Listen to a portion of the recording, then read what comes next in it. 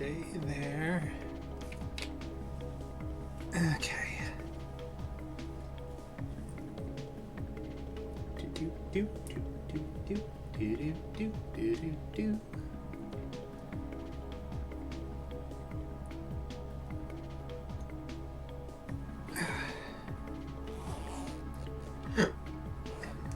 I am back. Welcome back. You are just in time for the stream to start. Yay.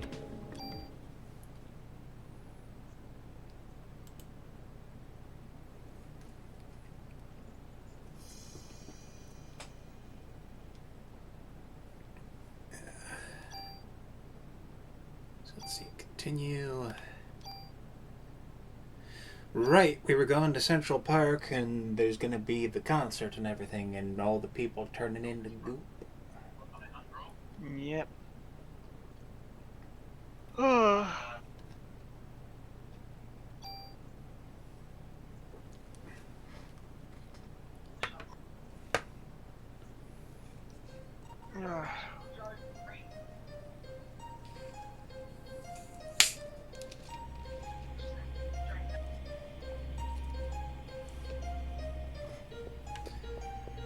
I'm trying to decide what I'm gonna have for lunch.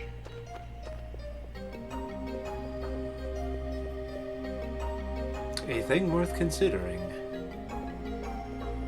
Eh. Plenty of stuff, but at the same time, just.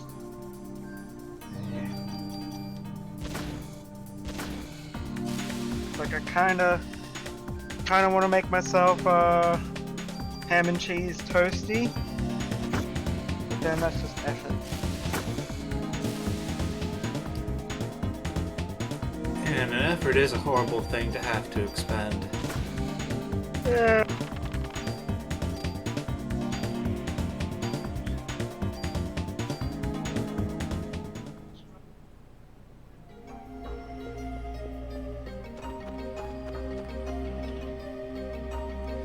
I know I've had plenty of moments myself where it's like, well, it probably would take no effort to just sit down to something for like half an hour to try to cook it out, but then it's like, or I could just take something out of the pantry and eat it right now. Yeah, exactly. I was just eyeing an apple turnover. I was like, that was meant to be for, you know, like dessert later, but I could just eat it now.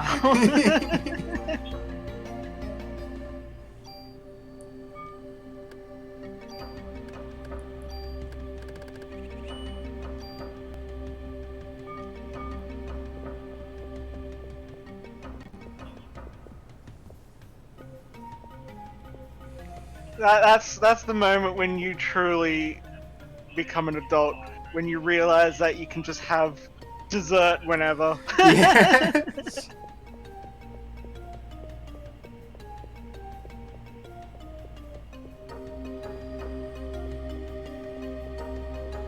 That actually kind of reminds me. I think it was like a post on Tumblr, which is, what does it mean to be an adult?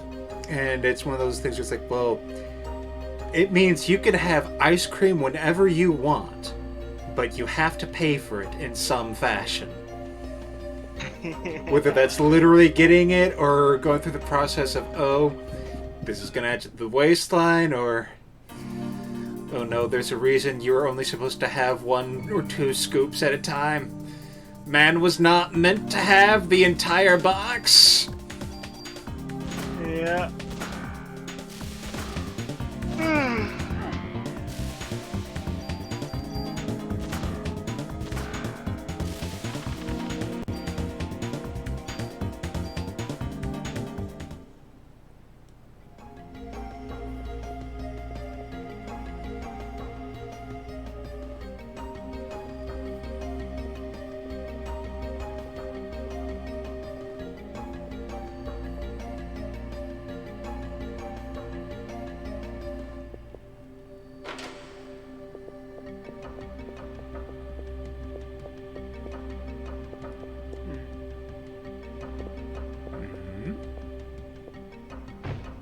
I just, you know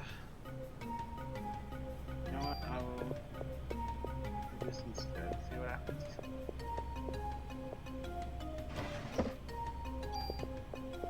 I didn't actually post it on content creator corner.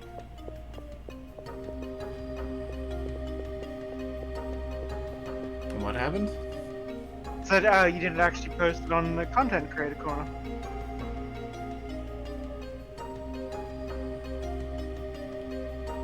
Oh shit! Yeah, yes, that is something I usually do. I was in such a rush to get started.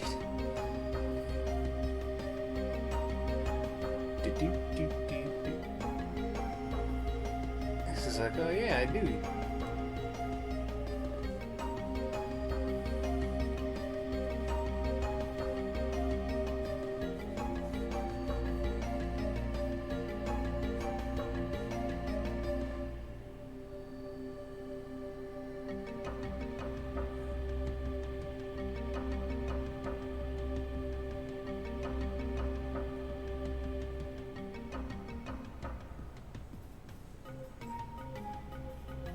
There we go.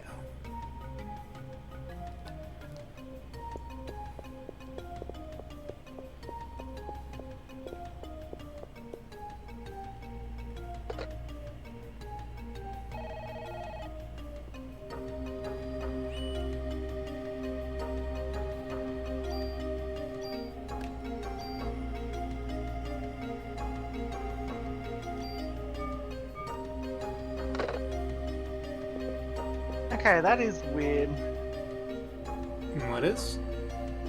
The fact that, like, I can't hear it when I'm watching it over this Discord stream, but I can hear it on Twitch. And like Bren said that he could hear it on Twitch, I mean he could hear it on Discord when last time, so something wrong with my sound settings.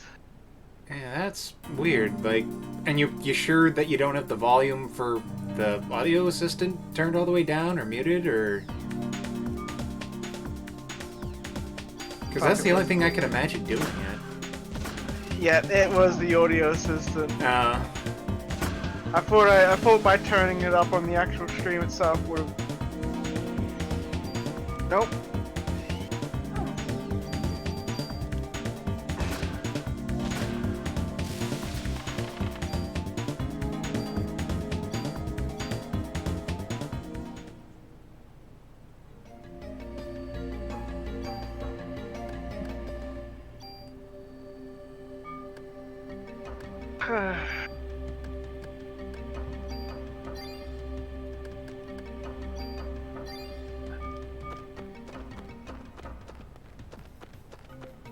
Hello.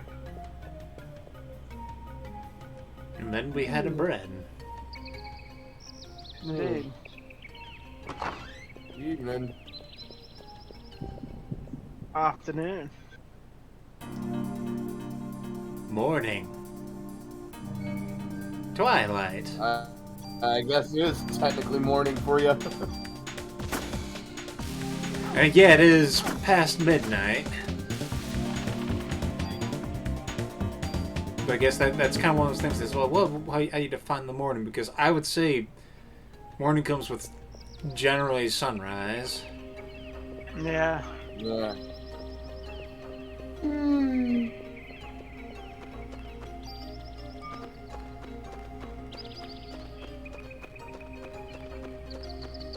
Argle, enjoy the Friday's game? Yeah. Well, Saturday's game, I guess, for Yes. you.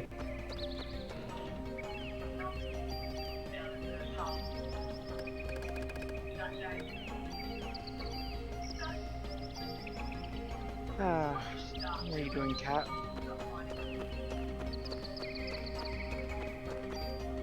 One would assume cat things. Possibly plotting to take over the world, but Nah, I this assume every cat's too cat lazy. is doing that. Maybe that is why cats can't take over the world. They're too lazy.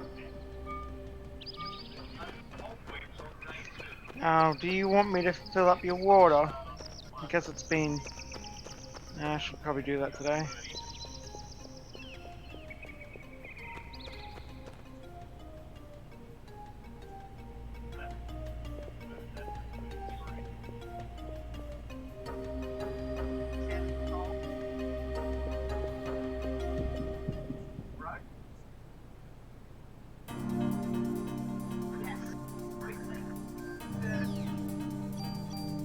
Feels good to one-shot all those enemies, isn't it? Well, they're surviving through more than one shot now. Oh, right, because I went and got the gun that has like 100 damage. Right. I mean, it's still being able to like 2 or 3 shot these guys is pretty nice. Definitely satisfying.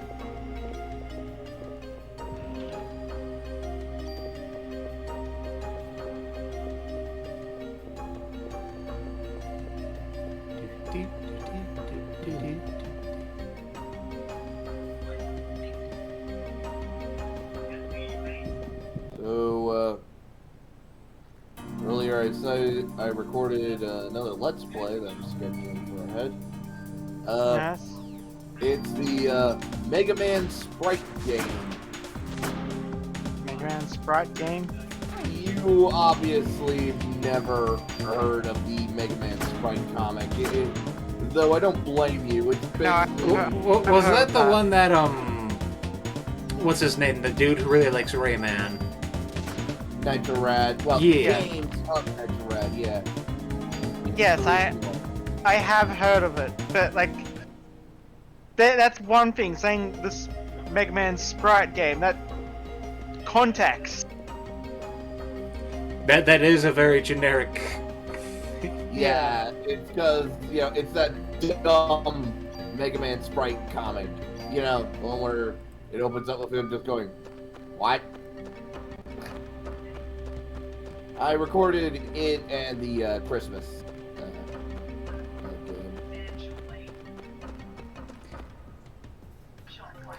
It You know- was surreal. I would imagine so. Oh, yeah. Though sometimes I need that shit in my life. Meanwhile, I've just been doing a bunch of team building. How's your other tabletop games? I mean, good. Good to know. My Rolts got bullied in our first match in Pokemon campaign I'm playing. Oh.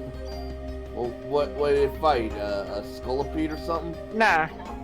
So we fought against our rivals in a 3-on-3 match. So our team was, of course, Rolt, Cottony, and Gothita. Their team was Ellie Kid, Magby, and Poliwag. That's a pretty balanced team. Yeah. I Except like Ellie Kid. I like the cut of his jib. the Ellie Kid went straight for Arya and just kept on beating her up. And then I think the it was the Poliwag that also took a shot at her. I was like, why are you bullying Arya?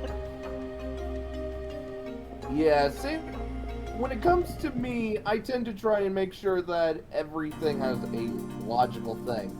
You fight undead, they're gonna be... or animals, they're gonna charge and act on instinct. Unless I mean, otherwise it would. Arya was in the middle and she had a disarming voice, which is a burst, so that's an AoE. Ah. Say no more.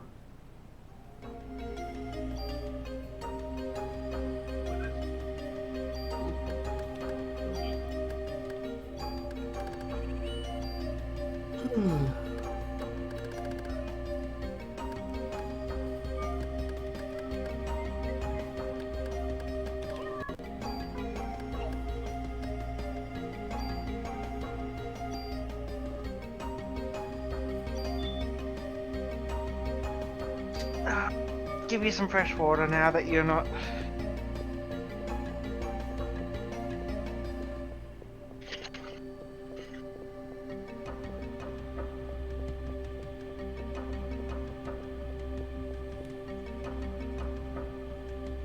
It's gonna get a little bit wet. It's gonna splash everywhere. Because it's water. Water is wet, cat. What's the deal whenever, like, cats are drinking from, like, a fountain and it just goes over their heads and just still lapping up whatever they can? What's up with that? It's a glitch. Yeah, that is definitely a cat glitch.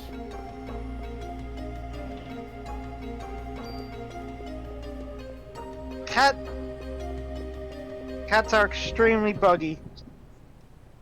Yeah, there are times when you have to question the programming.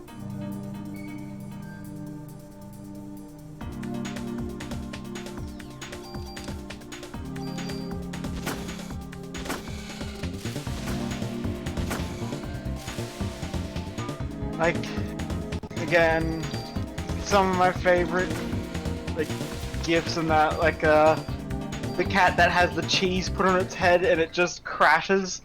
Yeah, like, it has no idea how to comprehend that. What about cats and, what is it, cucumbers? Yeah, well, that one's like they think it's a snake. Yeah, like that one at least makes sense as a survival instinct. Yeah, that's fair. Still funny. Yeah.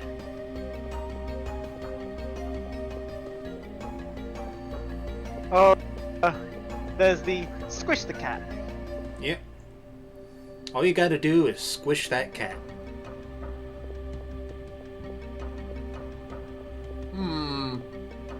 You know, that sounds like a plan that a D&D party would come up with. Like, okay, we get a bag of holding, we fill it full of cats. Well, it's like, have you seen the videos, the squish that cat video? No, I haven't. I'm not even aware of that. Okay, so it's a vet talking about like the best way to handle cats, and he basically says, like, you know, cats like it when, you know, they feel safe and secure, so therefore, like, you know, putting pressure on them to squish them down so that way they feel nice and safe. So it mimics like being in an enclosed space. Got it. Yeah. That makes sense. Or I like that too. I thought, oh, maybe I can go and get it. No, gotta trigger them story flags first. Yeah.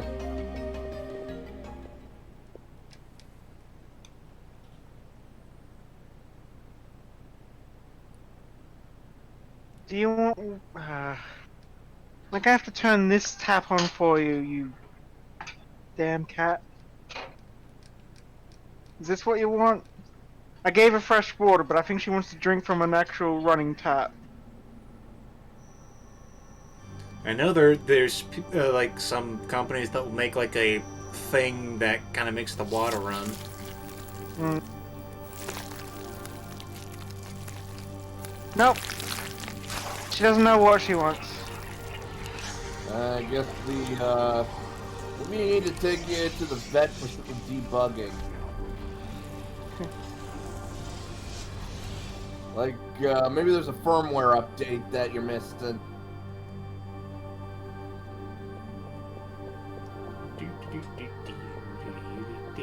I mean, I can totally believe that.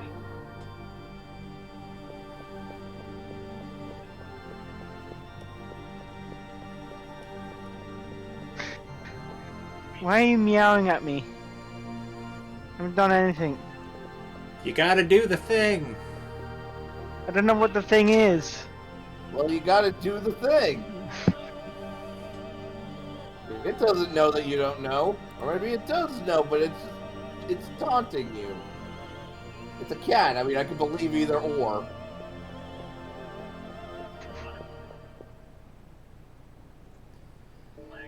No, hi the tick rules. Yes, this game does have some brutal cutscenes. Horrifying, even. Yeah. Say, survival horror-esque? Yes. Nah. I mean, I suppose it's survival horror RPG, so...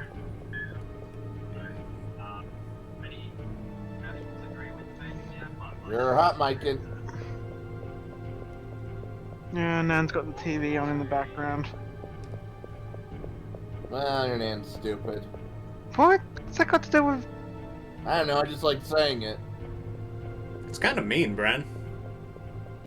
You know what? You're right. I rescind this statement until she does actually something stupid. Which won't be long. Yeah, because she's stupid. Damn it! Anyway. Yeah, bloody... I was gonna say something. No, I can't remember. Right, so... I've got a feeling, like, if this game was to be remade, as much as, like, remaking it in the same gameplay probably wouldn't happen, I think giving it, like, the Resident Evil 2 remake treatment would be decent. Yeah, because, like, I do imagine this might kind of work out well as, like, a third-person shooter kind of a thing. Yeah. Oh, no. Except, you know, the one that actually they did make as a third-person shooter. Give it her birthday. I mean, well, Yeah, that's... but, like... Right to do that, I think more people would be gun-shy about it. Like, I mean, that is kind of the thing, though. It's like, you can do something in a good format in a shitty fashion. Yeah. Because, like, what RE2 Remake did was, it made the actual, like, standard zombies, they're still a huge threat. And, like, oh, the level of gore they've got in that game. Well, gotta have gore in horror. Oh, it's like the modeling is crazy, where it's like you can shoot a zombie in the arm. God, it looks like they're feeling it. Yeah. Well, yeah, you shoot a zombie in the arm, and like after a while, like if you've done enough damage with that shot, you just see the arm just sort of slow off out of its socket. Ugh. God, trying to do that with these enemies? No, thank you. That might be too horrifying. I can see it being neat, though, because it's like... on one hand, I appreciate I'm kind of being somewhat protected by the age of this game. Yeah. But the idea of seeing, like, all these models, like, all the mutations that they go through, and, like, having that be represented in... Yeah, seeing that represented in HD feels like that would be pretty fun. Yeah, like, I wouldn't want to play it, but seeing, like, high-def models, that would be kind of cool. But yeah, I think a lot of these designs are pretty inspired. Mm-hmm. You know, part like, of the John Carpenter's the thing. yeah. So part of the reason why that works in the RE2 remake is generally because it's like, since zombies are pretty much you've got 90%, 95% of the game is zombies, and then you've got like a couple of lickers. They can go fuck themselves. Yeah, so therefore they're like, yeah, no, if we're gonna have mainly zombies as the entire enemy type in the game, we're gonna actually like make them next level. Yeah, because it is a thing of, like, if you just fight the same thing over and over again, you gotta do something to spice it up. Yeah, like with Dead Rising, the zombies are all the same, well, except maybe with a little extra whatever they're wearing. But the satisfaction is you got all these toys to play with. Yeah. You gotta make it enjoyable. It's gonna be interesting to see how they do it with the RE4 remake, because it's like, when you think about that, it's like, How do you okay, remake perfection? huh? How do you remake perfection? Well, I mean, it's what I mean is, it's like, in terms of like the enemies and that. Don't worry, I'm just messing with you. Yeah, no, I'm I'm just going to continue with like what I was trying to say. That's Sorry. yes. So yeah, like because it's like, what are the enemy types in Resident Evil 4? You've got the bulk of them are Ganados, and it's like, okay, you've got the cultists, but they're just Ganados in robes. Robes and faux Latin chanting. Yeah, and then you got the military Ganados, which And their difference is just weapon usage. oh, and don't forget those goddamn nightmares in the meat locker they have to snipe. Well, yeah, no, that's what I was getting at. You get regenerators. That actually Resident Evil 2 Remake has their own version of regenerators. The plant monsters do the same kind of thing. Yeah, actually, if you're gonna make something be a regenerator, plants is a good way to go about it. With the matter and all that, yeah, that fits. Yeah. And then you have The giant, El Gigante, that's a boss. boss is, because there are multiple. Yeah, but I'm thinking more like enemies that you fight multiple times.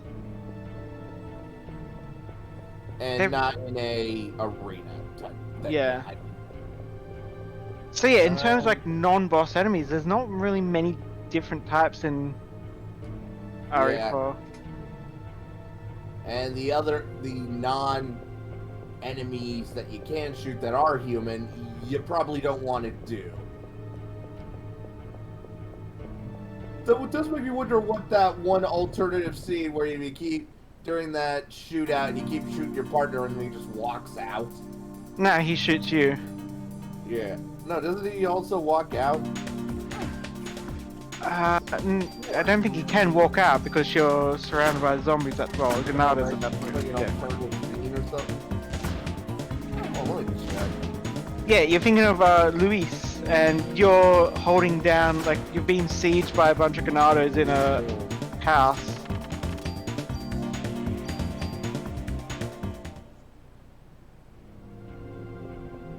Let me look this up.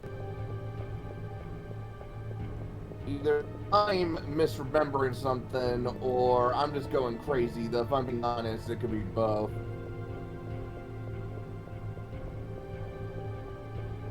I've never been right in the head.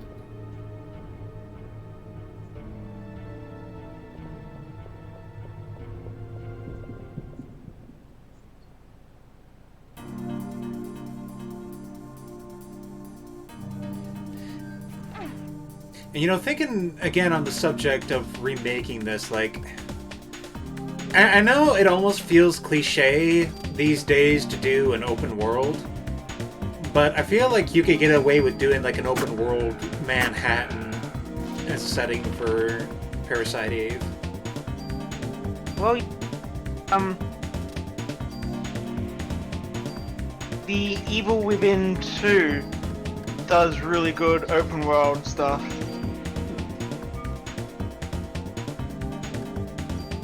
Like, it's not a complete, like, open world, but it's... you know, it kind of is, yeah. Where was the evil? Yeah, Huh? probably somewhere Where without. was the evil?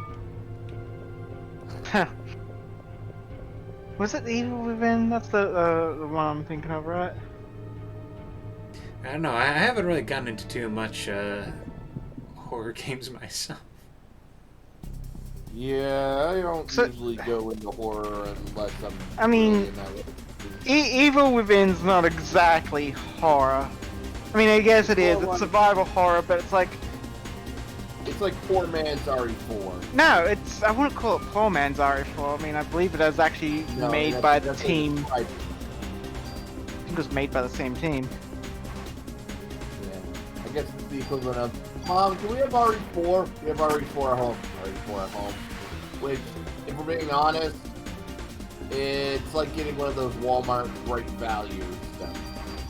They're usually pretty good.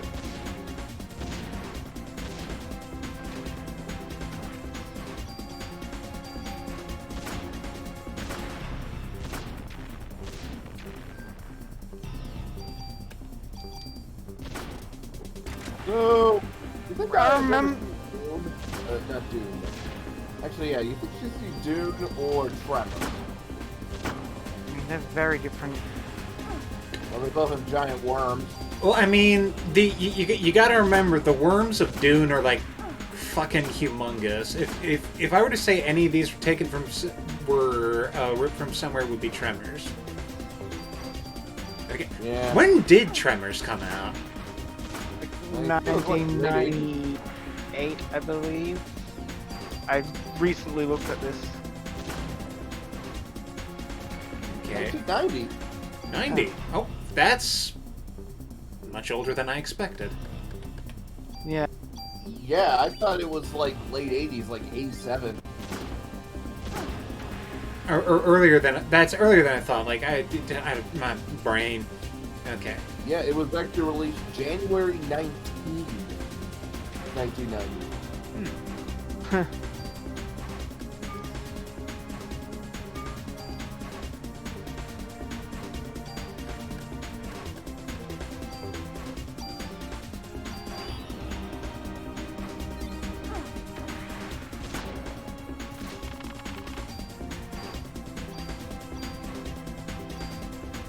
Damn, that is satisfying. Like, I still gotta pay attention, otherwise I know I'll die, but man, it is so nice to just go through and casually frick these guys up. Just like go full Evil Dead on their asses.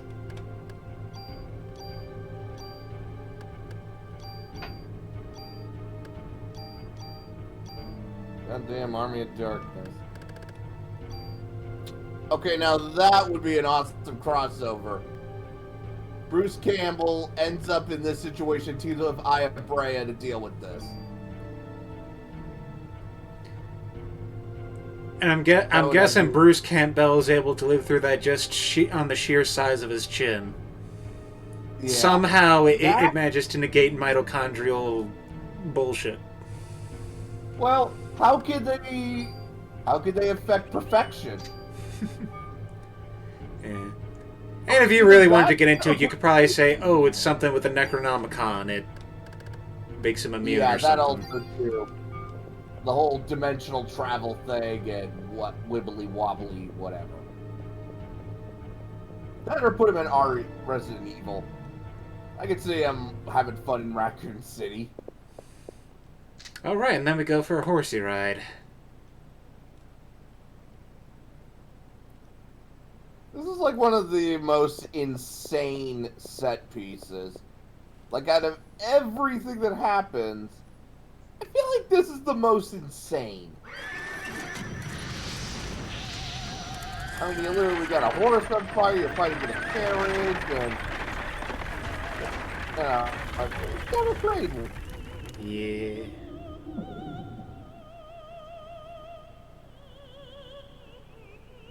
Like, everything else had sort of logical progression, but this, it went from 0 to 100 real fucking quick.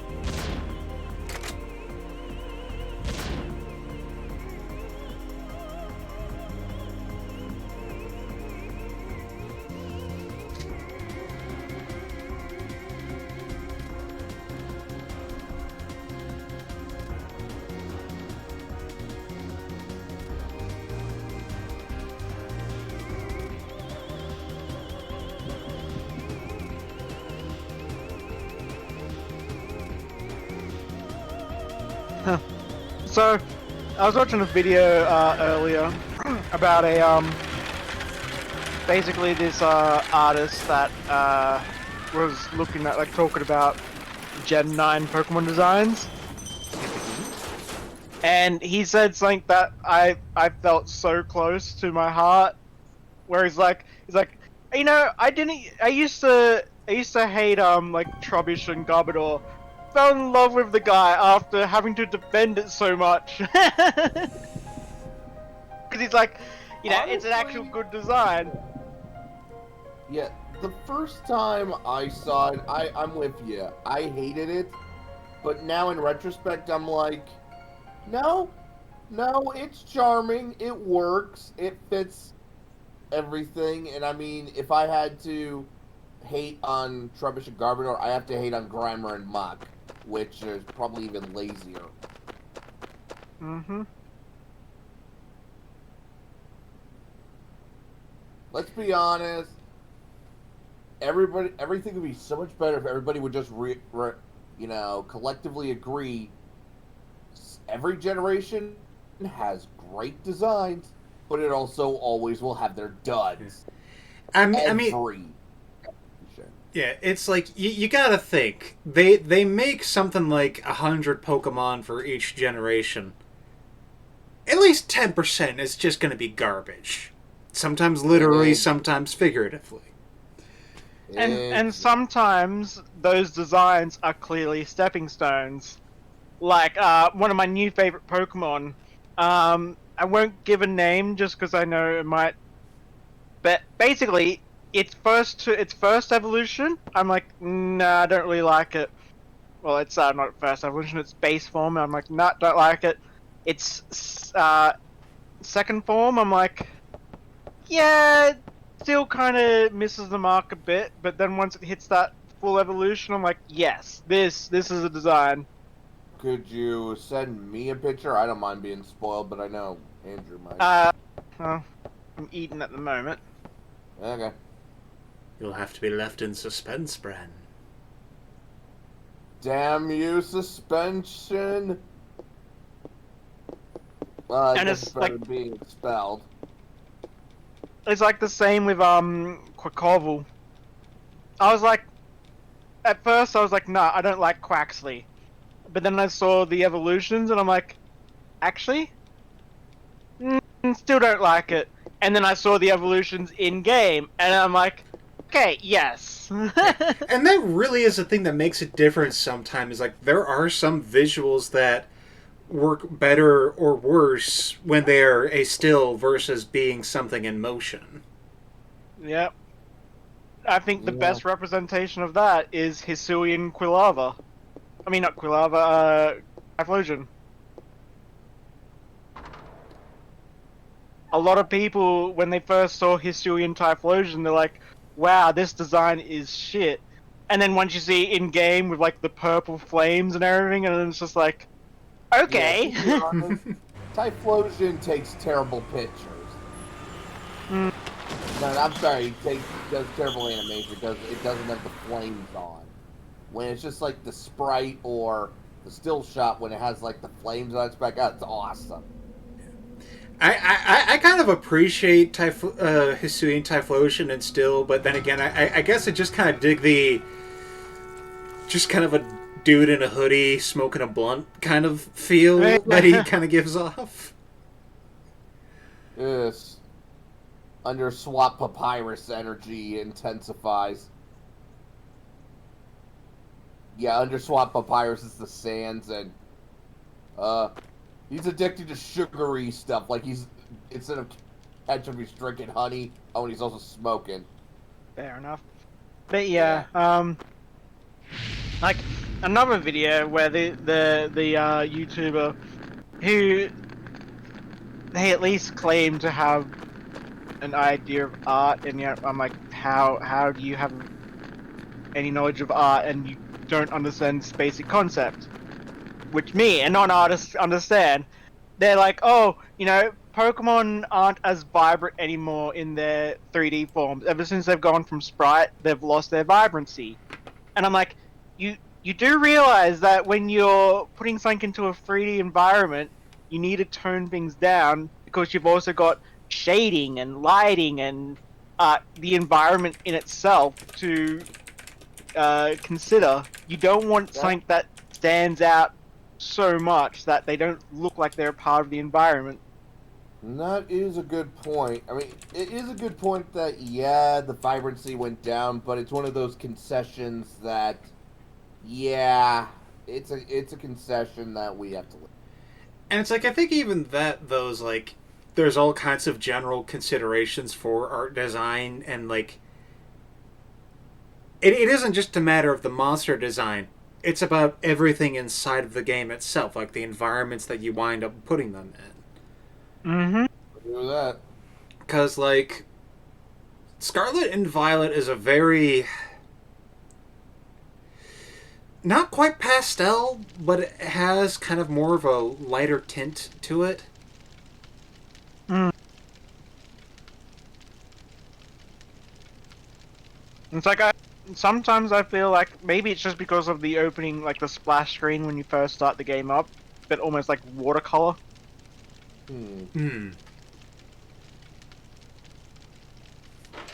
That might do it, yeah.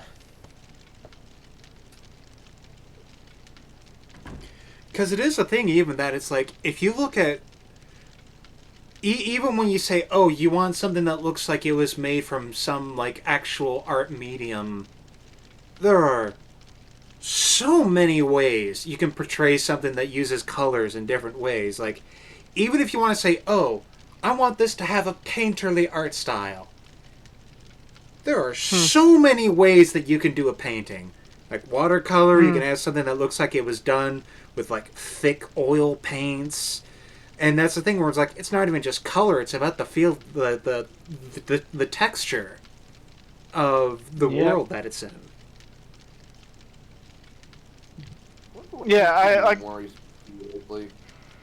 I even found it funny because it's like the one Pokemon that he was saying that was like needs to be more vibrant was Gengar. It's like it should have a more vibrant purple. And I'm like, you know, the bright purple Gengar is actually a step away from the original artwork.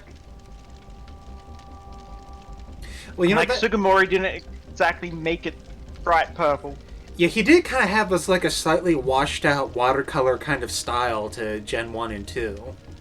Yeah. Yeah. It almost... the best way I would describe Ken Sugimori's art style is almost like explorer sketch style. Like, his artwork reminds me of what you would find in, like, a traveler's sketchbook. Like, he actually went out and sketched the Pokemon he saw on his travels. That's what it feels like when I look at his old work. Or it's like, at the very least, it feels like he went out there with like a paintbrush and he was painting the Pokemon, and it's like, yeah, there's outlines that got put in eventually. But then it's like, starting from Gen 3 onward, the colors were usually a lot more solid and well-defined. Yeah. Though I'll say this, goddamn, his art style is just, that's timeless.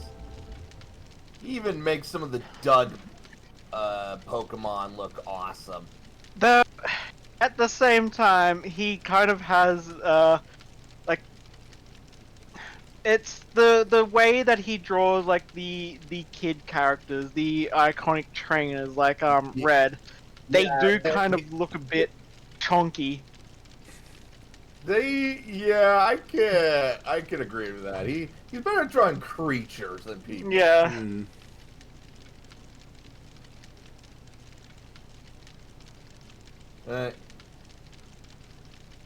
Though I will not knock against other modern Pokemon artists. Ken Sugimori is just my favorite. Well, that's another thing like people have to consider is like everyone likes to make the joke about how it's like, oh yeah, Game Freak is just a bunch of like old people from the 80s that haven't, but like there's a lot of fresh blood in the art team. Oh yes. Oh yeah. Like there's the thing about how, like, Guzzlord is, like, famously done by an American guy who got brought over to do some work. Yeah. Really? I did not know that. Mm-hmm. And this is also what contributes to the feeling of people being like, oh, it no longer looks like Pokemon. It's like it no longer looks like Gen 1, Gen 2 Pokemon, but you can't deny that they're still Pokemon. Yeah. Yeah. It's like, you could maybe say that some of them, oh, they kind of look a bit more like they might be in this franchise or another, but, like, they're still Pokemon. Yeah. I can agree on that. And yeah, there's some issues, but I'm okay with there still being Pokemon and the changes and other stuff and whatnot. And it's like, another thing that has to be borne in mind is that inevitably, with time, there's going to be shifts in style and sensibility with how, designs are done. And there's also just the fact that it's like... And there's also the fact that you got to bear in mind that when you're spending this thing of like every 5 years or less even, imagine if it was your job to like every like maybe 4 years you have to come up with 100 compelling designs for a monster. And it's like, even if, like, okay, you can kind of cheat a little bit, and okay, some of them obviously work in a sequence and transition from one to another, that's going to be a hard thing to pull off. Yeah. Especially when, let's be honest, the internet is not kind to Pokemon that are like, oh, this is clearly a rehash of a previous Pokemon. Yeah. And while to some degree I can understand wanting to be like, man, it'd be nice if they just did something wholly new. On one hand, it's like, okay, I get wanting things to be, more different more often and all that, but it's like, on the other hand, it is interesting to see variations on themes, and it is neat to see how, in a way, it can almost parallel real-life biology, where you will get animals and species and whatnot that look very similar to each other, but are slightly different in some fashion.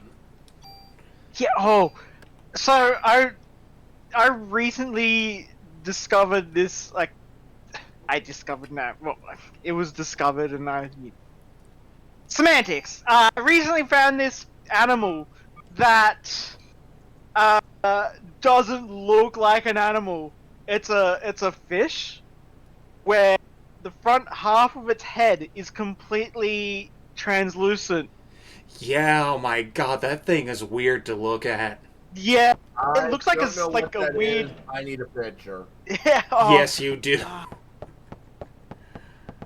like it looks like some sort of like artificial. Like, oh, this is like a drone that we use for deep sea imaging or something. And the weird thing is, it still has eyes. Yeah. Again, send me a I'm looking it up. I really need to see this. That and the other Pokemon you were talking about that... Yeah, I'll send that as well. Okay. So yeah, it's called the barrel eye fish. Alright, let's take a look. The thing that you think are its eyes aren't its eyes. Alright, I will keep that in mind. Show the chat the fish if you can. It sounds really cool. Well, you can try to pull that off.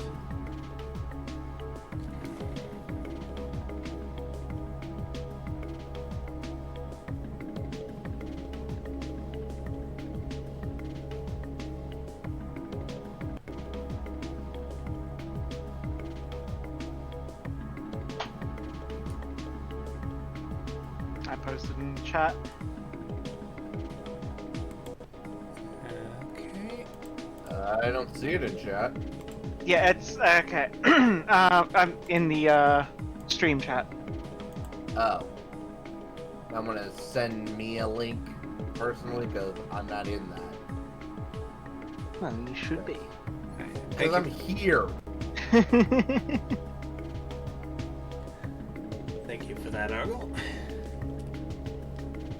Thank you, Arnold. What in God's name is that? Mm-hmm. That's freaking weird, isn't it?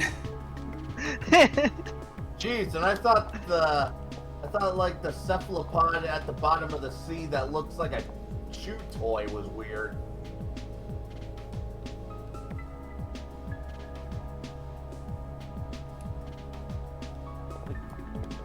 Damn. Yeah, you're right. That does not look real. That looks like an aquatic drone. Yeah, it looks like a you're drone right. or like someone's like, I'm gonna make a weird creature in Blender or something kind of. Yeah. Yeah, exactly.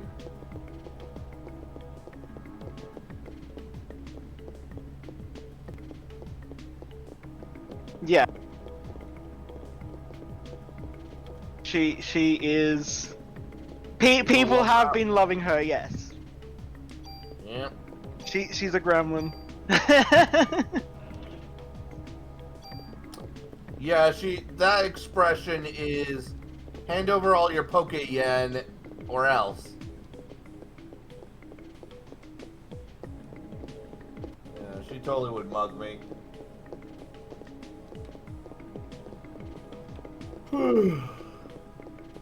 It's always funny how like every generation there's usually like one Pokemon that the community will just latch onto to be like, yes. I remember when everybody loved Mimikyu. Yeah, Mimikyu. Yeah. Yeah. And then Wooloo.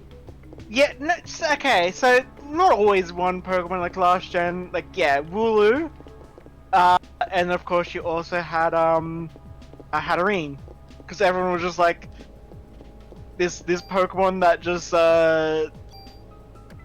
bitch slap people that show emotion, that have any vibes. She vibe checks, as they said. Not only that, but she bitch slaps with her hair. Yes. Goddamn Rapunzel energy. Oh, and I remember for me the interesting thing when it came to Legends Arceus was I did not realize I was going to just fall in love with Sneasler. Yes. Well, it was that and the giant Bunearies. Yeah, well, there's that, but like Sneasler carries you around and protects you. Yeah, exactly. I do find it amusing that now. I remember when Gen 4 came out, everybody hated Bidoof. Now it has been totally 180. People love Bidoof. Right, he's got kind of that silly underdog charm to him. It's the underdog derp energy. It also helps that even the Pokemon Company has acknowledged this. They embraced the meme. I'm actually kind of disappointed Smart that decisions they've done. I'm kind of disappointed that Bidoof isn't in Gen 9, because I wanted to have Bibarel in my team. And honestly, it is a surprisingly solid Pokemon. Like, it's not top tier, but it's got decent stats, a good move pool. And I know we've gone beyond HMs, but it always was a reliable HM slave.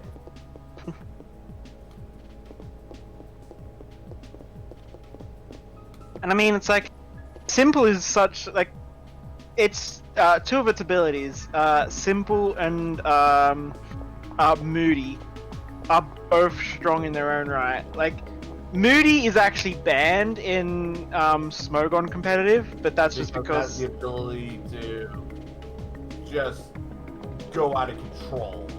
Nah, the reason why Smogon banned Moody is because they're stupid. Alright, why? Like, what, because one of the stat boosts that Moody can give is evasion. And you know, Smogon are like, oh, what's that? Evasion ban. I never quite understood that, because there are plenty of moves that straight up, kill evasion. Yep. And also with the fact that Pokemon in a competitive battling, you're always swapping. Yeah. It's almost a non-issue. Well, that's the thing, right? So Smogon, they're an unhealthy meta. They don't let the meta evolve. If something challenges the meta, they ban it. And Rather this is than wait to see, okay, after something shook up the meta, let's wait and see if people can figure out a way to break that shake up before we ban it. yeah, and they're like, oh, evasion is anti-competitive because it introduces RNG. But it's like, yeah, but there are moves that counter it, and they're like, well, we don't want people to have to rely on those moves to counter a play. It's like, that's And yet, what I'm. and yet, those goddamn stealth rocks, which cripples so many Pokemon, And also to allow. there's just the thing of it's like, guys, you realize missed chances or hit percentages exist on every move. Yeah.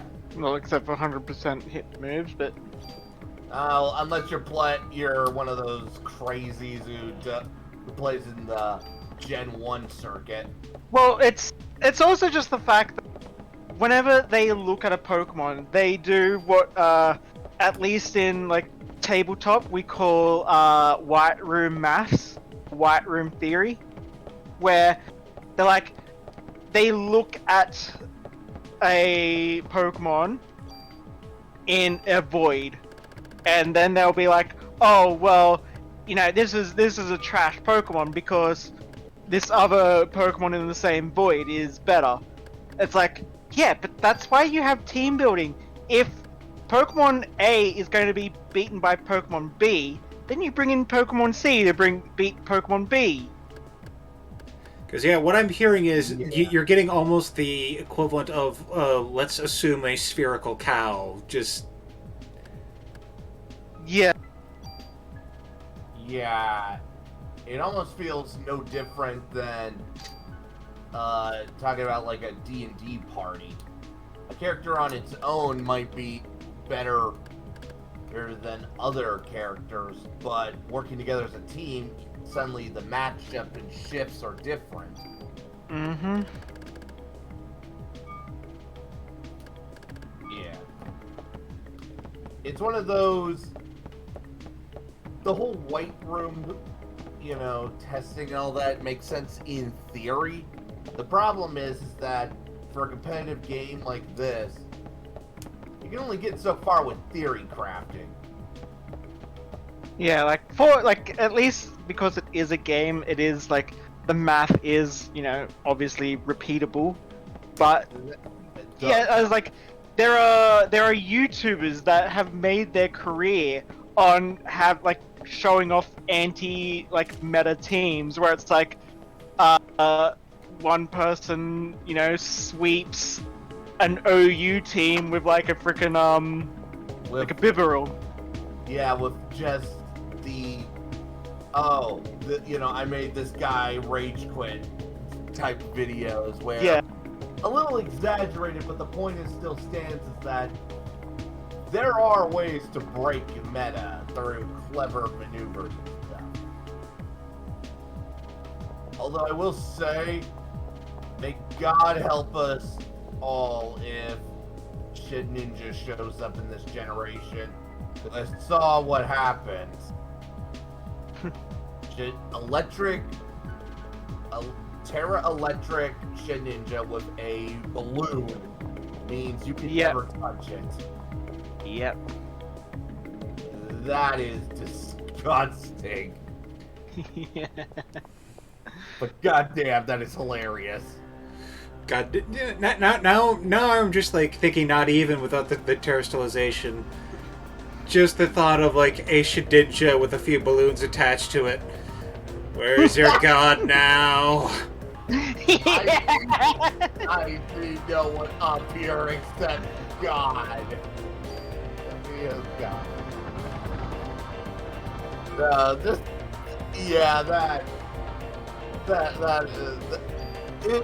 If there is one good thing we got out of this generation, we got that. It still breaks my mind sometimes though, where I'd be like, I'll be like, okay, so they're using, oh, this is a dragon Pokemon. Okay, well, let's send in Gardevoir, take it out. Oh, right, no, they forgot. They Terra-type to Steel. Crap. Yeah, I'm gonna go out on a limb. I think the whole Terra typing thing is a really good meta shift. Yeah, like Yes. that really is a neat thing about how it's like, okay, yes, you have a pretty decent idea of what you're walking into, but you could still have your opponent throw you a curveball by just changing up the type. Exactly. Either changing up their type to a Pokemon that fits the team better, counters a weakness, or play it straight and just have a super sweeper. Yeah. You don't know, and that's what's scary and makes it more fun. And the one thing I actually didn't realize until I pretty much was near the end of the game, I didn't realize that even when you use terrestrialization, you still keep your stabs from your other typings. Ooh, Really? nice. Yeah. So I have a fire Pokemon, and it becomes a water type. It'll still get stabbed with its fire attack? Yep. That really does change things up because, yeah, and again, it makes you have to guess your opponent because you can't predict whether the type change is going to be countering a weakness, helping the team, or improving their own DPS. Yeah. And it's definitely, in my opinion, a much better meta shift than, The OP. goddamn- Yeah, like I'm of the mind. I still think like on a broad conceptual level, I think the whole Gigantamax Dynamax thing is pretty neat. But like I definitely understand why it was not good for like competition. Yeah. It was great in the game for like a boss fight because it was like so grand and awesome. You get to have a kaiju fight, but in competitive, God, it slowed everything down at times. Yeah. Well, Gigantamax Charizard was probably the most broken Pokemon because it got a signature move called I think it was like Hellfire or something like that. So it was a fire type move, of course, boosted by being Dynamaxed. And what it did was it left a burn that did, I think it was like 1/6 of your HP every turn. Jesus. So, yeah, that's like basically a powered up burn. And of course, because it's also flying type, it gets access to Airstream. Airstream was like a 140 base flying type attack. And it also gave your team Tailwind. Oh, God. A Tailwind setup it can be terrifying.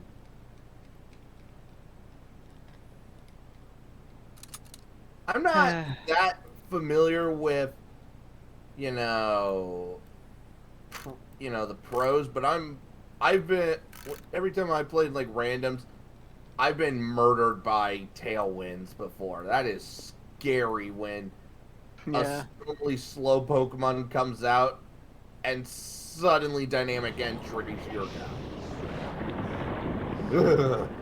And of course, Zacian, Crown Zacian was also broken.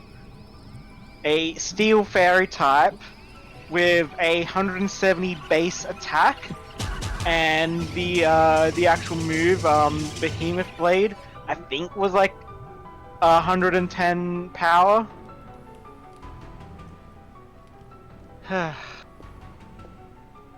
Legendary and signature Pokemon are just OP in general. Yeah, in fact, they nerfed Zacian for when Home gets access. He's now only got a 150 attack power, I think. Yeah, Or was but it 140? did they nerf goddamn Delta Rayquaza? He's not in the game, I don't think. Thank God. Yeah, because that probably would have been only like an ORAS thing. Yeah. Yeah. let's just keep him trapped in there because. Okay, I mean, and I thought Mega Mewtwo was scary. I mean, that's kind of what they've done with a whole lot of legendaries ever since, like, Gen 4. Because I know that, like, I believe it was the case that you could not transfer Giratina in its origin form outside of Platinum. Possibly, but Kyogre and Groudon keep coming back, and they're always meta. And like everybody wants Landorus to be gone, but Landorus keeps coming back. Yeah, and Kyogre. Okay, yeah, their Oras counterparts are even more scary than their original. Yeah. Like I would say, I think like part of my point is that at least when it comes to those, it's like they keep the super forms within the games they are featured in. Definitely. Yeah. But yeah, considering that, like, as people keep pointing out, and I'll keep pointing out because it gives me that shiver of hope, in the top right map of Paldea, you see it blacked out, but you do see the corner of Kalos. Mm-hmm. And let's just say there's a book that you can read. I believe it's in the it's in the school library, that mentions something like how like the terrestrialization it comes from a Pokemon, and they said it's got like hexagonal scales, and yeah. You don't mean if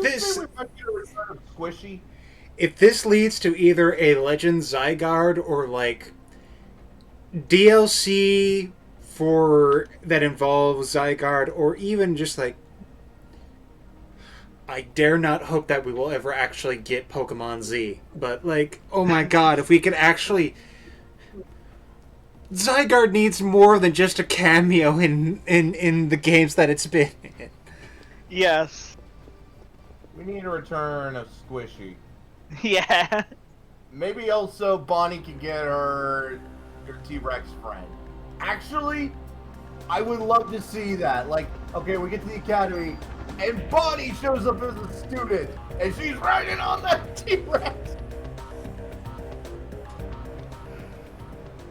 Yeah, I had that epiphany this morning, and I was just sitting there, I'm like, wait, hexagonal scales. I don't think none of the legendaries in this game have hexagonal scales. Huh!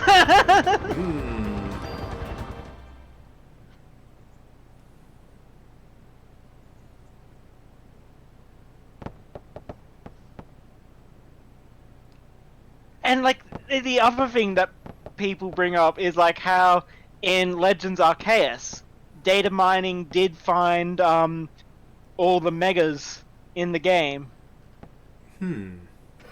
But they weren't all that mega data was removed from Sword and Shield. So why did it suddenly show up in Arceus? Yeah, especially since they've had a weird thing in them lately about how they don't implement a past feature unless they really think it's appropriate. Yeah. I'll say this though. The Spain analog being near the France analog makes sense. Yep. Yeah.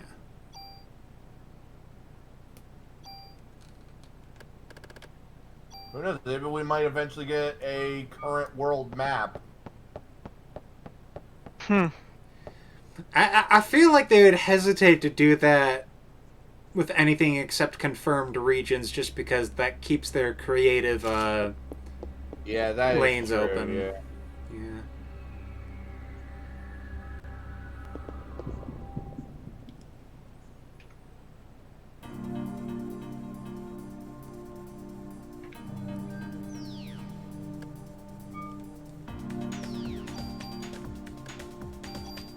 I think I might let's play later. I think I might let's play later Cthulhu Saves Christmas. I mean, I enjoy Cthulhu Saves the World, where, you know, Cthulhu saves the world. Yeah, yeah. But, you know, 'tis the season for some holiday games, and if I'm being honest, there actually aren't a lot of great, you know, Christmas games.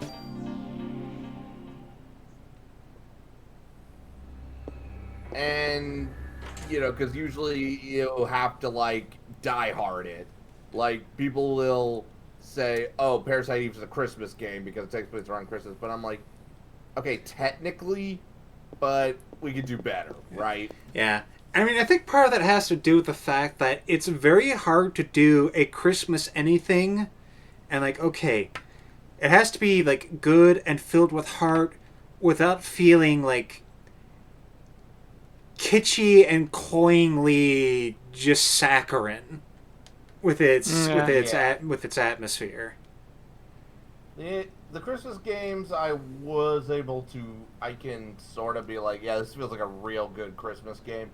That would be like Dead Rising 4 for like an ass-kicking Christmas type deal, but it's almost like a Die Hard situation, but it does take place around Christmas. There's plenty of Christmas stuff all around. It definitely gets you in the spirit if you're that kind of guy. Mm. Yeah. And I will say the Mega Man Sprite Christmas game, it had the Christmas spirit, all right. You do solely the Halloween Town part of Kingdom Hearts. Or was it Kingdom Hearts 2? Yeah. Yeah, you do get to visit Christmas Town. That is true. I like Kingdom Hearts. I need to play a third one at some point. I really need to. You do. Let's see. And there's plenty of Christmas flash games or small games, obviously, but You also play Freeze Easy Peak. that is, yeah. I guess if you stay in the northern part, Skyrim. But it's not exactly like Freeze Easy Peak literally has like the Christmas the yeah, gifts. I'm just saying, like, if we're going for like games that give you like a wintry feel or holiday, you know, I could see Skyrim being like a holiday game if you're, you know, if you're allowing a role play being like an ass kicking Santa. I mean, it was rumored that Saint Nicholas actually punched out a guy who was basically bad mouthing Jesus. It was just a rumor, and it's probably not true, but it is hilarious to imagine. Yeah. The best way, like, usually when it comes to Christmas in games, the best representation is typically like MMOs or like freaking live service games, because that way they'd just be like, yep, this is the Christmas event. Mm-hmm. And I always do like idle games for it because there's always usually a Christmas event going on or something. Yeah. Flash games too. There are plenty of fun Christmas flash games. Yeah. Is it Elf Bowling? What? Elf Bowling? Yeah. That one's I like classic. playing Elf Balls, which is basically a Bejeweled clone.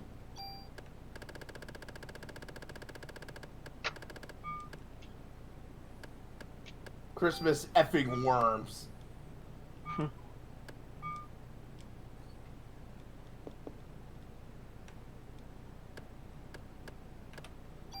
It's like By the way, if you drop off, if you just quote unquote discard the junk, he'll hold on to it all.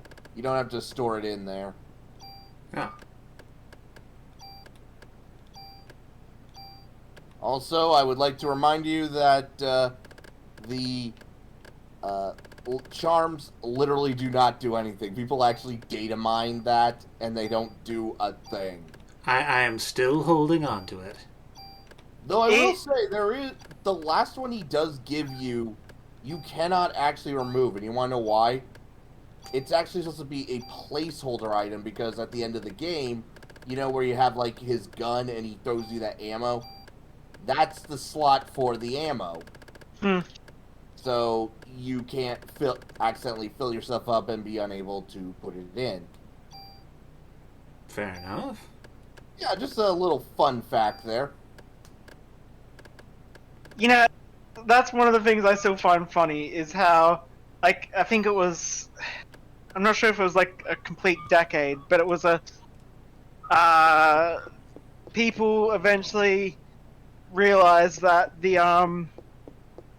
for Dark Souls it was, when it was first coming out, Miyazaki said something along the lines of like, oh yeah, no, the one item that I would choose as my gift is the strange pendant or whatever it is, and everyone thought that that was a hint at like some kind of secret. They spent years trawling that game trying to figure out how the pendant figured into some big secret. And Until it straight up was just that the creators just trolling. Yes. It literally was just meant to create discussion, theory craft, and whatever, and it's just a big old middle finger to y'all. Yeah. It's just so fun to think of some things like that where it's like, why did you say that you like the blue potato? What was the significance? I just think they're neat. Yeah. Exactly.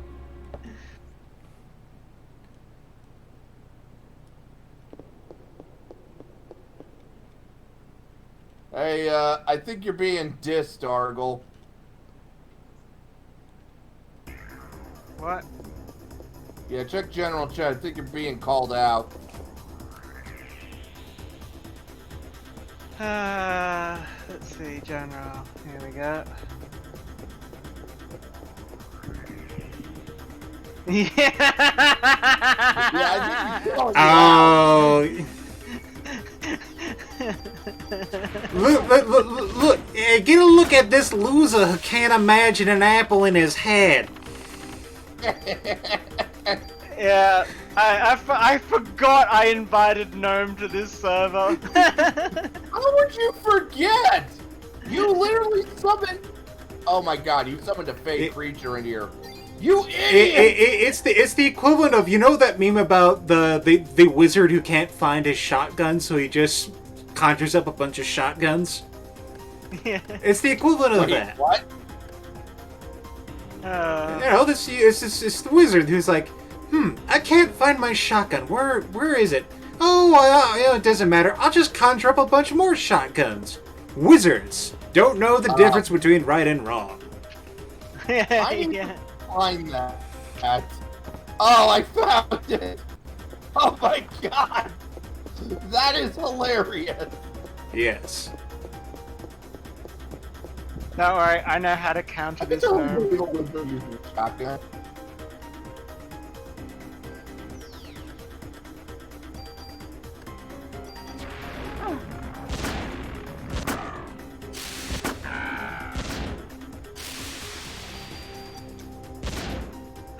There we go. Oh, how am I doing as a DM, Argle? Probably not as good as you, but I'd say I'm trying. still need more time before I can. I've only been in 2 sessions, and Sorry, I'm just trying to make sure I'm doing well if there's things I can improve. I mean you're not doing bad, so like. That's good. Thanks.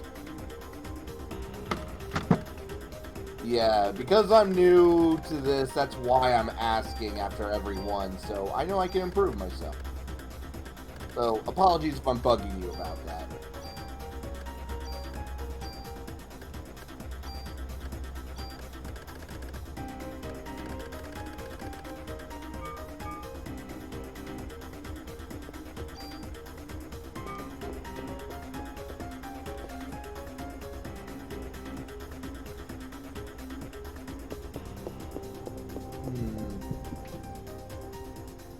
I suppose any snowboarding game could be a pretty good thing for the holidays. I mean, that's kind of more just general winter. Yeah, I thought it's a Ross's game dungeon. Oh, I should probably go rewatch all those Christmas. I kind of want this now. The thing What? that I just posted in general. Yeah, Oh. the garden cat eating the garden gnome. Yeah, you know what? I'm with you on that one. Like, I never understood the appeal of garden gnome. They just, they kind of got an uncanny valley vibe to me. They look raw. So this puts a smile on my face. The only way I could maybe make it even better is if that last gnome there with the gun, I don't know, was dressed up in like... It's not a gun, it's like a rolling pin. Oh. Well, maybe just have her in the Attack on Titan gear, and then you just recreate Attack on Titan with gnomes. Yeah, But it's supposed to be a rolling pin that she's shaking out and be like, you let them go. Let him go. Let him go. There's another one that I found, which I absolutely love. It's the garden hoe. So it's a garden gnome in like freaking skimpy outfit. Oh.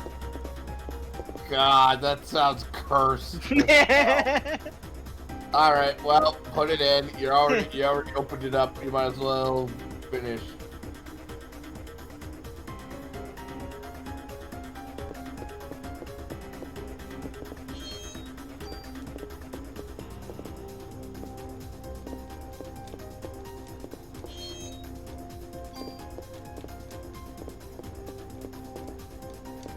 No, I'll just send it to you.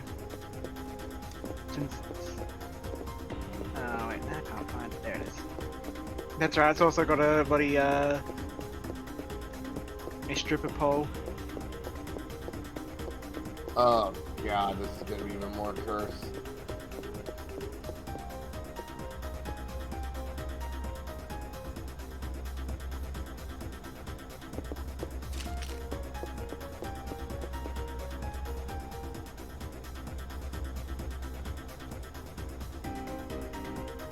Actually, I'll put it on the ship posting.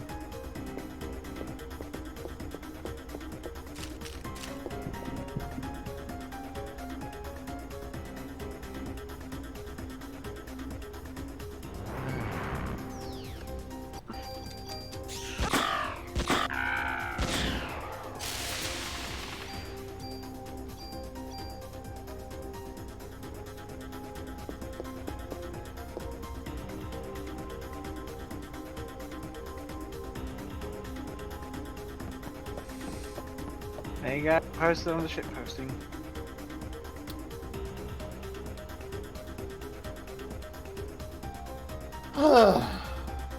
Well, with that, I will need to respond to this. Yep. Yeah, there's my response, Argle.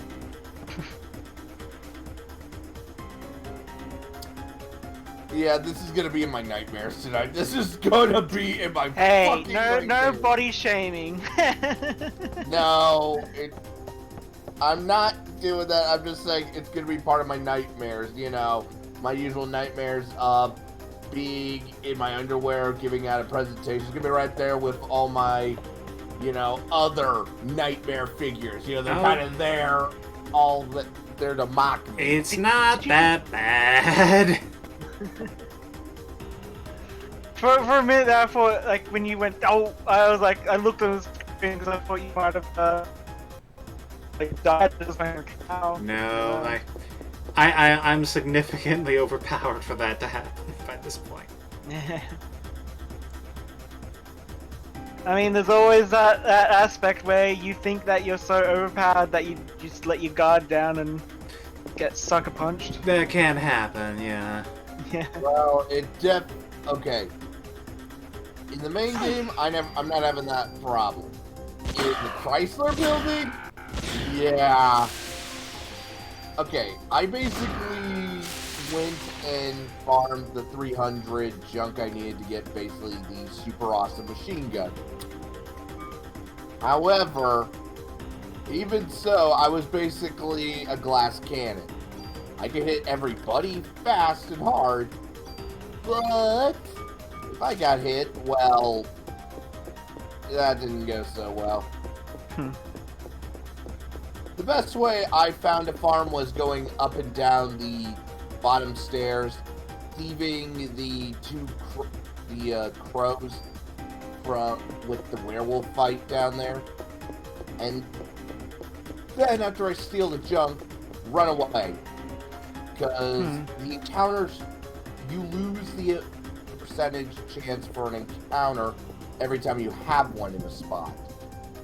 So the first time you get to a spot, it's 100%. Then it goes down after you beat them. But Fair enough. Yeah, but if you run away, that counter doesn't go down. It was not easy, let me tell you. Especially since there is no in-game tracker to how much junk you had, so I had to literally mark and keep track of how much I've been hoarding and giving it to them. But it was worth it. It was worth it. Fair enough. Yeah.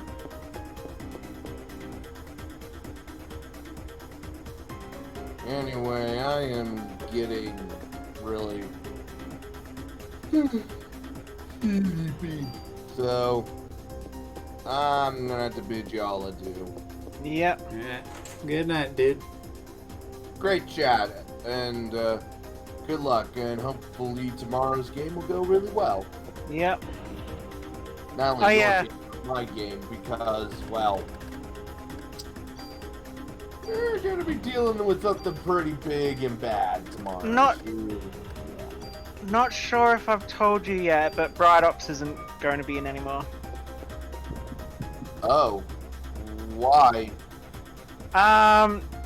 Mainly he just said that, you know, he wasn't quite feeling it, and he wasn't sure if it was just, depression talking, or if it was just the fact that he felt like his character was the odd one out. I mean, he could have changed his character or something. Yeah. But I'm well aware. I understand, I guess. That's kind of a bummer. Because Yep, there's so- 2 people left. Yep, we're running 3 people. A ghost, a chef, and a robot. And the occasional guild member that you invite along. True. That kind of bums me out a bit. I know I didn't have anything to do with it, but you know. Eh. Well, thanks for letting me know. I'll see you tomorrow. Yep.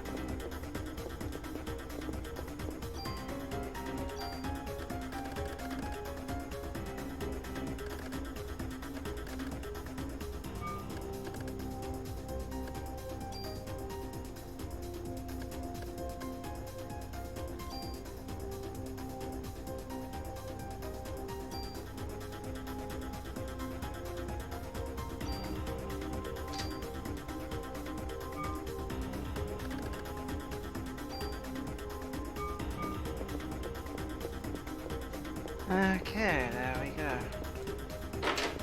My God of War stats done.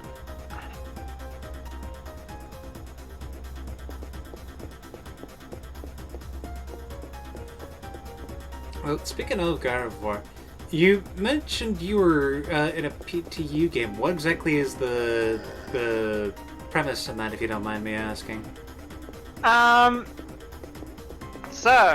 So far, the way it's going on, the region is in like this, the region is basically split down the middle of like a day side and a night side. Like, there is a proper day-night cycle, but it's like one side it was almost, I think that's how, have to recheck on that. But basically, yeah, it's like a day-night theme that the whole region seems to be stuck in the middle of.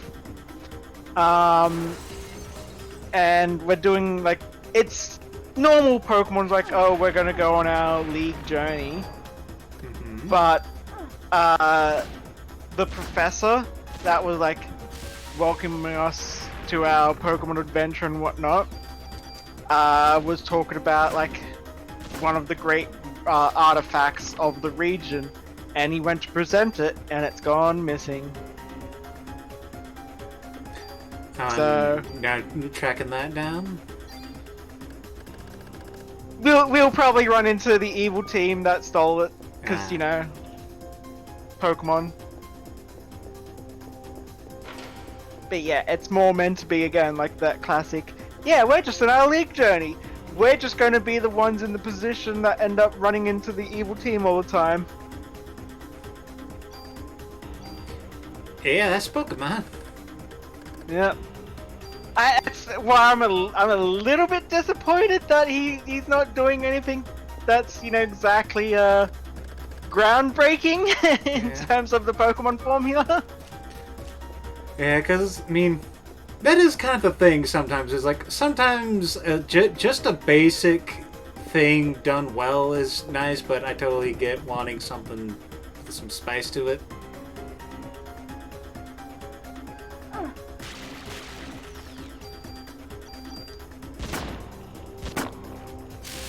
Yeah, I even was like, originally I was going to play as Ariana, and so I was like, yeah, like would it be possible, depending on, you know, your opinion on this? I'm like, I kind of like the idea of like, oh, you know, my character is, you know, a Pokemon human hybrid, and he's just like, nope. I'm like, okay.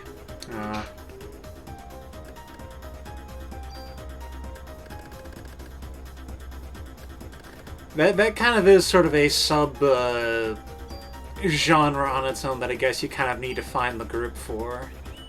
Yeah.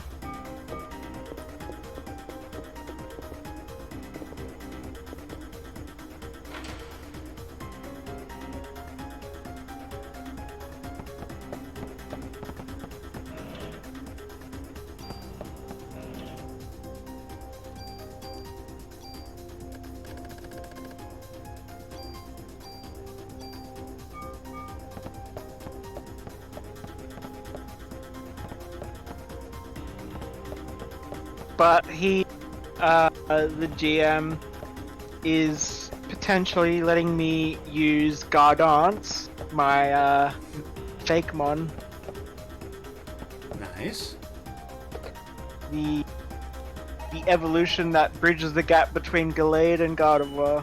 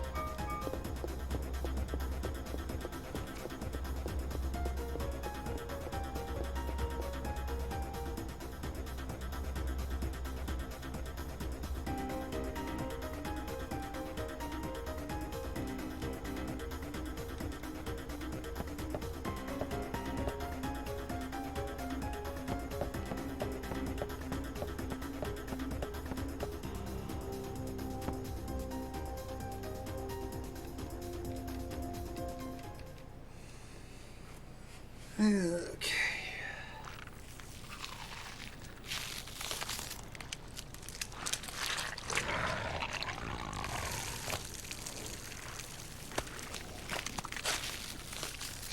Time to do. Let's see, what else am I gonna have in this team of mine?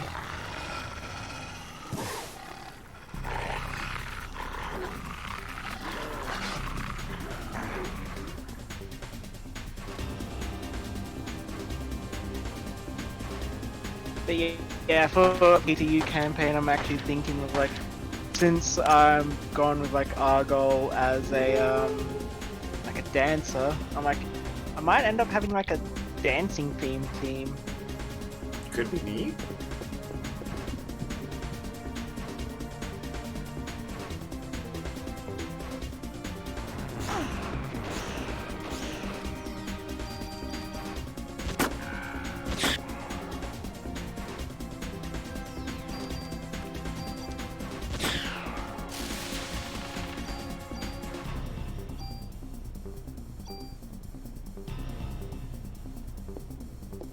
Get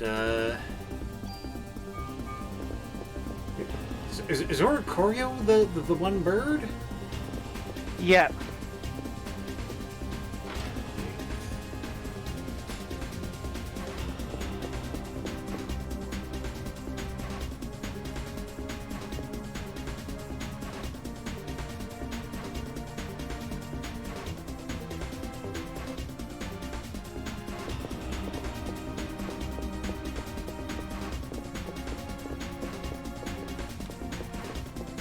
And does he give you options for legendaries, or is that not a... Nah. Yeah.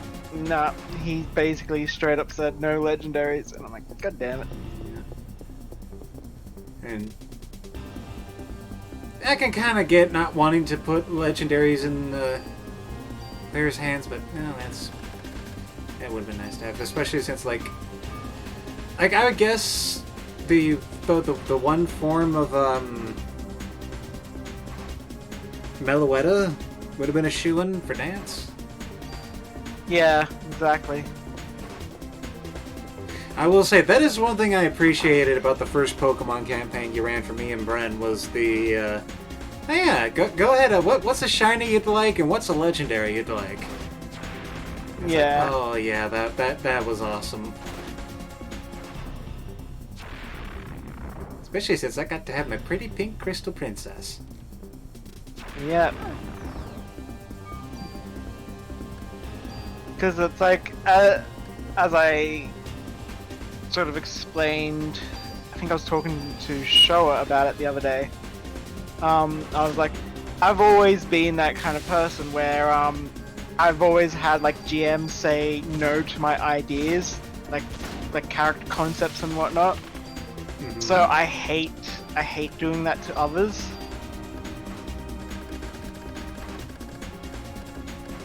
Like, as long as they're reasonable, I'm like, yeah, no, that's cool. It is nice to have.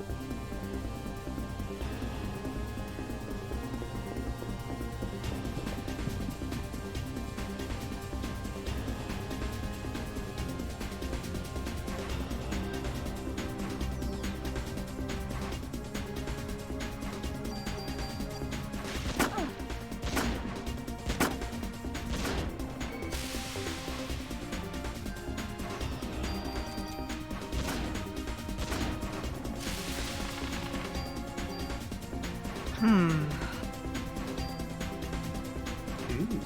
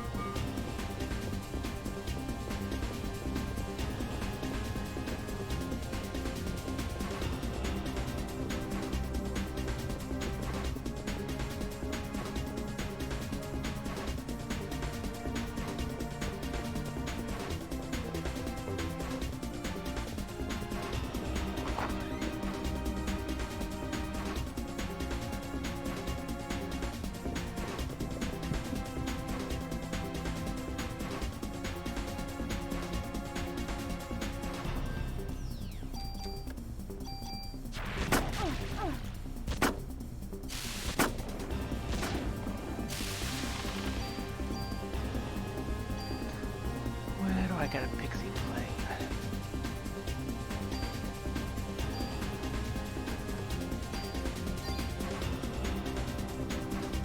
Possibly at a dinnerware boutique? Yes. Though, considering what they showed us in Legends Arceus, using a pixie plate as a cutting board made sure everything had this extra bit of sweetness to it. Hmm.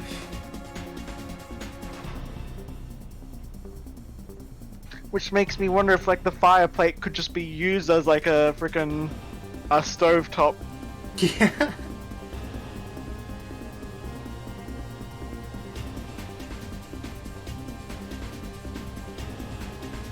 Oh, I use this to fry my eggs.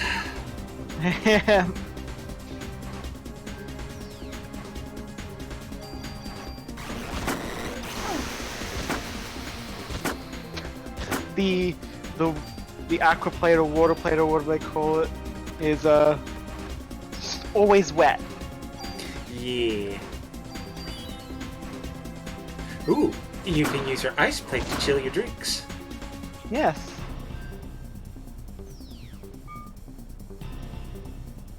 Oh my god, and I'm thinking with the flying plate, you can almost use it literally like what happens with the phone in the new games. You just hold it up as you fall down. Yeah.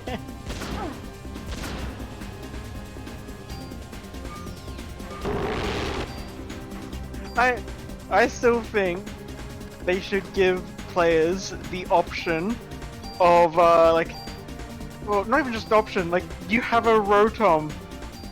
It's in your phone, but like, you should be able to take it out of your phone, or even just send your phone into battle. I want to fight people with my Arceus phone. Yes.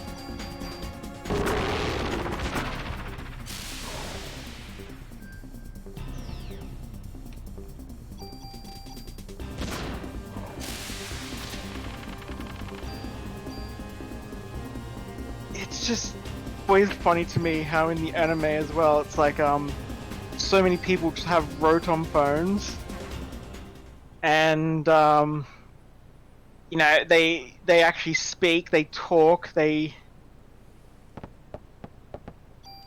like, yeah, they first started with Rotom Dex, and then just was like, wait, we can just turn this into a smartphone.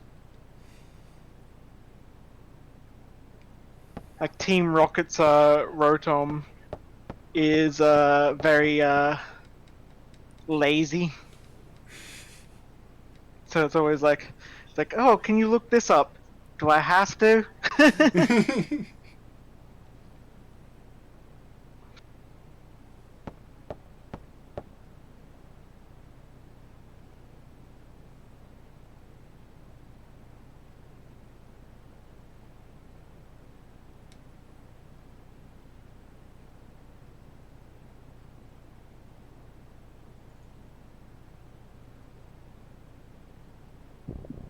Actually, that's a question I should ask that GM.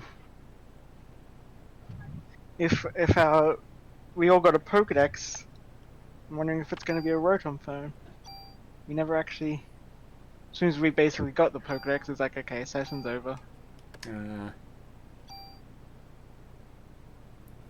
I guess that kind of what's the main thing? Is it a proper bespoke Pokedex, or is it a thing? Yeah.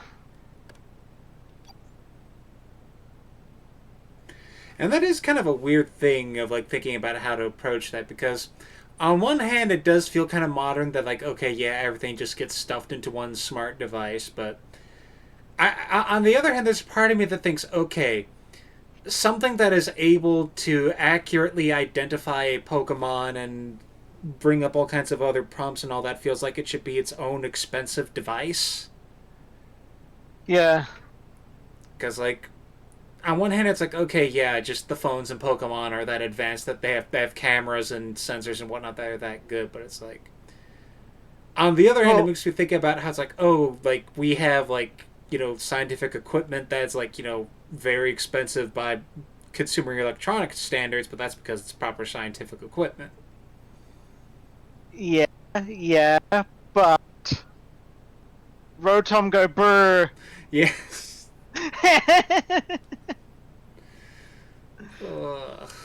Well, actually more bzzzt. Actually, oh no, the ringtone is now Rotototo.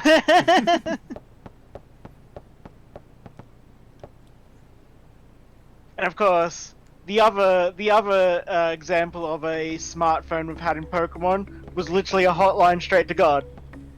Yes. It's like, okay, I got this. You changed my phone. Is it still good? Can it still use all the apps? This device is a direct connection to that which determines the functioning of all things in this world.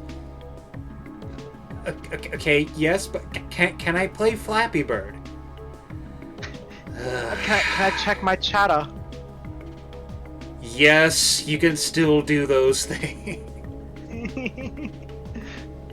Also, I can't remember if I used it in my campaign. The Twitter replacement being chatter, as in Chatot's signature move. I don't remember. Because I know we had some, like, modern equivalents for stuff in there, but I forget if we did that or if we just kind of briefly mentioned, oh, that social media, it exists.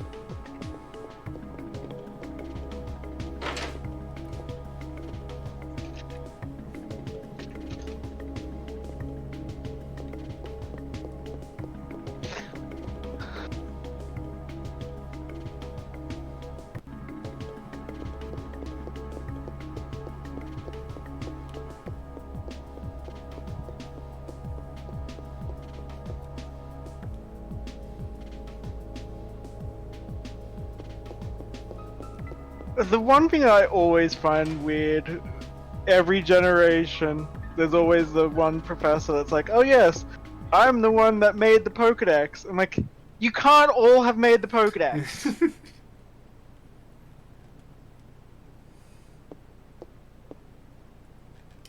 And it's like, I feel like that almost has to be like a figurative thing where it's like, oh yes, they made the Pokedex for this region. I mean, like, okay, you can maybe say, oh, they were the one who were in charge of compiling the data for whatever region they were in, but even then, that's like, you didn't really invent the concept of the Pokedex. Like, Yeah. I mean, at this point, as far as we can tell, the Pokedex was invented by some Galar dude, and even then, it feels like you could say that, like, oh, way back in ancient Pokemon Egypt, there's some guy with papyrus and ink that is recording down some Pokemon for whatever reason. Man. Now, wouldn't that be amazing for a Pokemon Legends game? It's not even set in any region that we've played in before. It's just straight up like ancient Egypt. Yeah. Immediately, the Legends, you'd have a Ra-based one. Mm-hmm. I mean, really, Regional form of... Go ahead. I was just gonna say, really, there's so much you can do with like the gods and monsters and whatnot. Keep going. A regional form of Lucario being more like Anubis in time and design. Mm-hmm.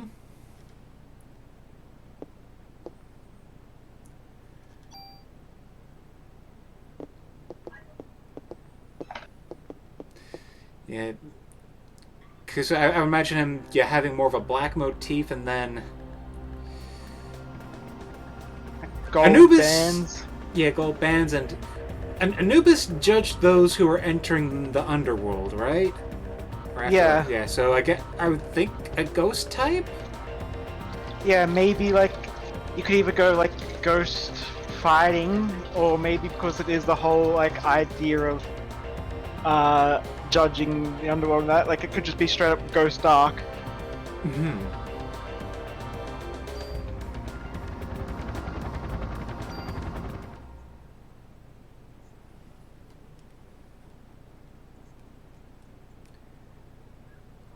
And it's like you got to be able to do something with like either make a new snake or do a regional variant of one of the snake Pokemon. Mm-hmm.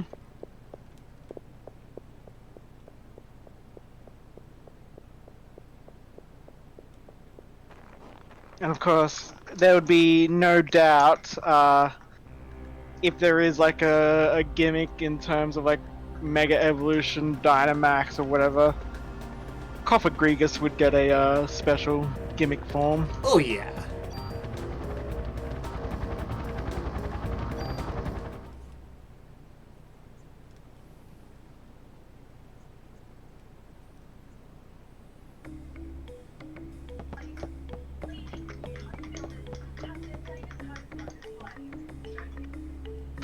A Sphinx Pokemon would be really cool. Yeah, like I'm surprised we don't have a Sphinx Pokemon yet. Do we have? Nope, we do not. I think part of the thing for me is my brain keeps thinking of that one Pokemon Matt Pat did for most smashable for Markiplier. Yeah. It's like I gotta My remember. problem. Go ahead. I was just gonna say I gotta remember. No, that's not a real design. That's not an official design. My problem with that design is that like the artist leaned too far into the human aspects, where it's like it's just straight up like, oh, even having a staff, like unless there's a Pokedex entry that actually explains like how they end up with their man-made items or Pokemon-made items, it always feels off. Yeah, and it's like, and there's also the aspect of like clothing. Like, okay, we've had Pokemon that seem like they have clothing, but they tend to try to do something to blend them in. Like Gardevoir feels like they did a decent job of being like, okay, yes, this looks like a dress, but it seems to blend into the design. Yeah.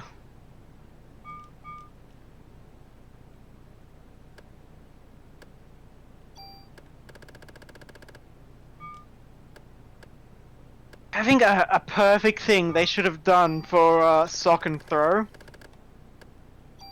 is maybe like they should have their geese should have looked a bit more like as if they were naturally made, and just maybe had like a little thing in the Pokedex entry like Levani makes their clothing. Yeah.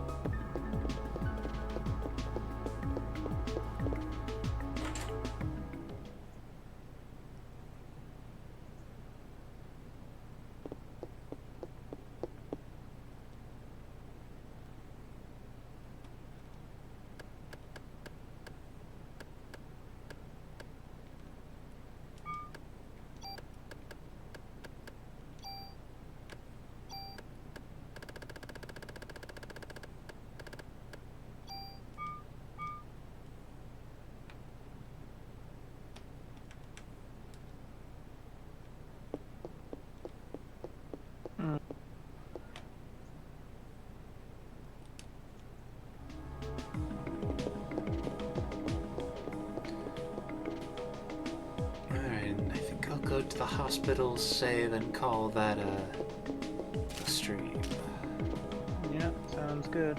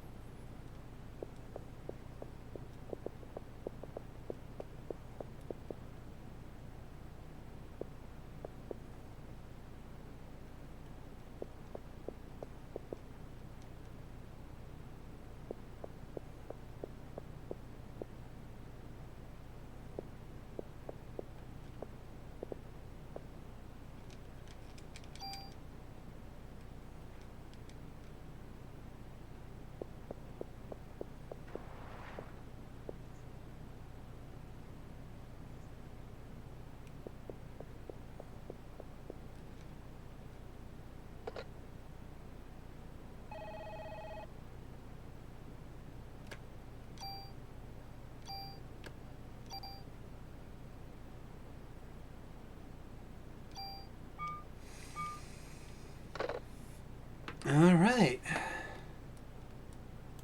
And with that, I will say good night, viewers. Good